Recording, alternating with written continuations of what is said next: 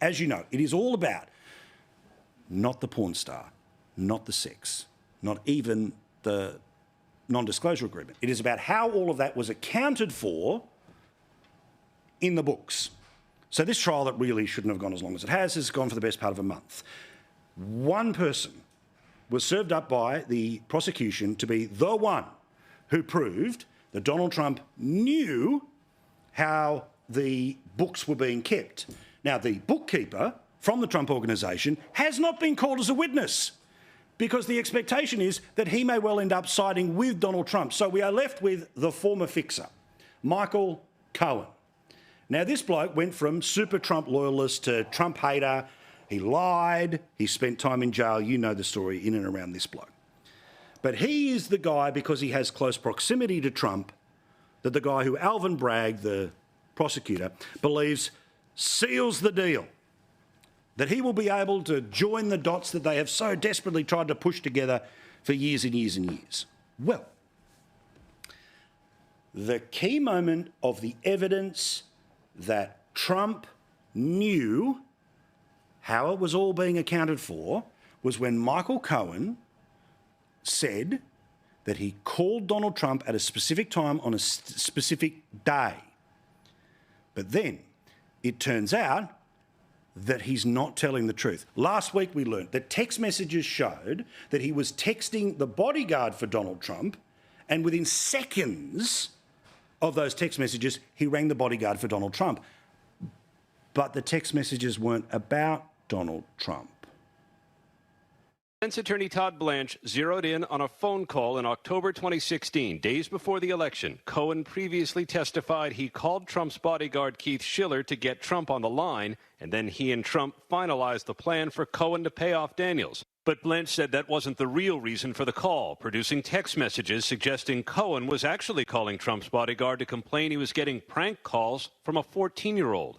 Blanche insisted Cohen misled the jury when he testified the call was about the hush money. So he's gone to jail for lying before. He's lied to this court because the prosecution left out the reason that he rang the president's bodyguard. And how long did he end up speaking to the president's bodyguard? 90 seconds. Trump's defense pointed out the call in question was 96 seconds, but Cohen stuck to his story, insisting it covered both the prank phone calls he received and the hush money scheme. Sure it did. Because anyone who's seen Michael Cohen answer a question on television or rant on the internet knows he's very economical with his language. You don't think he was taking the bulk of the 90 seconds, if not, in reality, the entire 90 seconds, to bitch and moan about the 14-year-old that was prank calling him? Smoking gun 1, gone. Smoking gun 2 was that Michael Cohen was a man who was loyal to Trump while he was working for him. He did everything Trump wanted him to do. Except it has come out that while working for Donald Trump, he stole tens of thousands of dollars from Donald Trump, skimming off the top of part of the money that was supposedly part of the whole Stormy Daniels thing. Now, let me show you why it is important that you watch lots of different places for your news, and why I often talk about news, i.e. what happened today, versus narrative, good guy, bad guy, like you saw the Trump lawyer, evil face, because, you know, everything Trump's terrible. Here's how Fox News reacted to Michael Cohen admitting to stealing from Donald Trump when he worked for him. Yeah, to show that he actually stole from the Trump organization, even as they were structuring a deal to pay him $35,000 a month, is an enormous big deal. Now let's move to the left. CNN couldn't hide that this was a big part of the trial. The fact that he was never charged with larceny is important because stealing $60,000 through fraud, which would be larceny in New York State, is more serious of a crime than falsifying business. But right out there to the left, you get the right out there, MSNBC, where they only interview prosecutors or people who used to work for prosecutors who think every single thing about this trial proves that Donald Trump is guilty.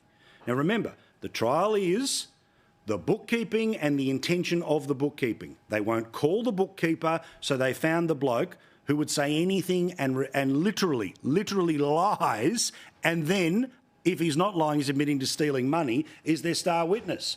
On MSNBC, this is how they explain Cohen stealing from Trump as nothing to see here. He asked about the $50,000 that's irrelevant to the $130,000, and that's where he very effectively got Michael Cohen to agree that, yes, he stole $30,000. Later, when Cohen was asked about that on redirect by the prosecution, it didn't really sound like stealing $30,000. It sounded a lot like Michael Cohen doing the little that he could within that calculation to rebalance the bonus he thought he deserved, and it still came out as less than the bonus he thought he deserved and the bonus he'd gotten the year before. He didn't steal, he just rebalanced. That's narrative. That's not news.